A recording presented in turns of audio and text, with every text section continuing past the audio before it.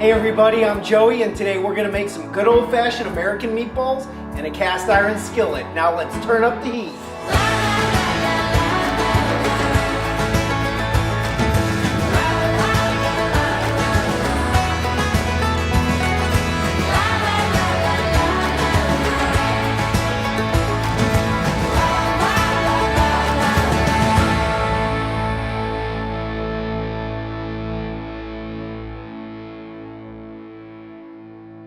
Meatballs are easy to make and they're delicious too, which are two hallmarks of comfort food everywhere. Hell, they're so easy, even my mother-in-law can make them.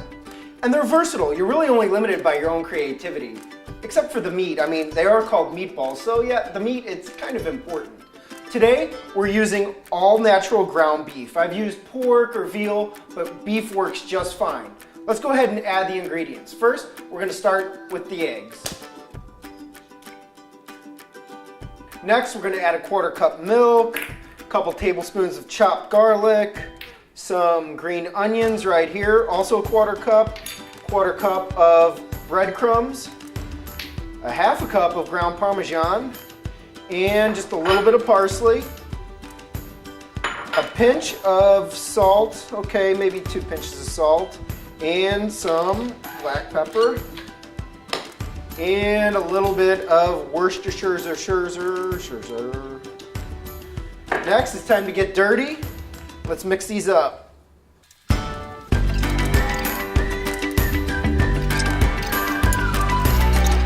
Now that it's all mixed together, it's time to roll these into balls. Grab a plate, a little bit of meat, and I like mine about the size of a tennis ball. Now, I don't know what it is about food rolled into balls that people love so much. I mean, we see it all across the country, and it has nothing to do with even meat. Those people roll falafel, matzo balls, cheesy poofs. I don't know what it is, but people love them. And these meatballs are no different. They're going to be so tasty and tender. Now we're ready to cook. The first thing we're going to do is preheat our oven to 350 degrees because we're going to need the stovetop and the oven to make this dish. Next, we're going to add just a little bit of olive oil to the pan to make sure that the meatballs don't stick. Next, let's add the meatballs and we're going to sear them for about 2 minutes, 1 to 2 minutes per side. As I've said before, the cast iron pan is the most versatile one in the kitchen. If you don't own one, you should pause this video and go buy one right now. As a matter of fact, we have a huge selection in our store at redmeatlover.com. This pan can go directly from the stove to the oven, no problem. Can you hear that sound at home? If you can, that is the sound of tasty. Love that sound.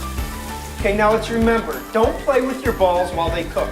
Allow them to sear 1 to 2 minutes per side before flipping, and we're going to do this on 3 sides before we put them in the oven. They should be just about ready.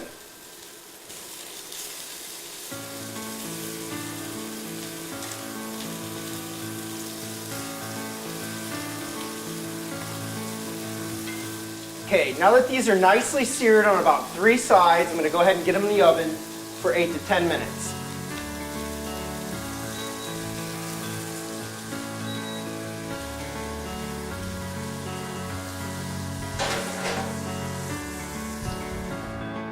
That's it. Just leave them in there and let them cook, like I said, for about 8 to 10 minutes. Well, that's not a lot of time. It is plenty of time to go to our website, redmeatlover.com, and sign up for our newsletter. If you do, you'll be registered to win one of our awesome meaties. It's a fantastic shirt for grilling or just laying around the house. You'll be glad you did. All right, these have been in the oven for 10 minutes now, so let's go ahead and pull them out.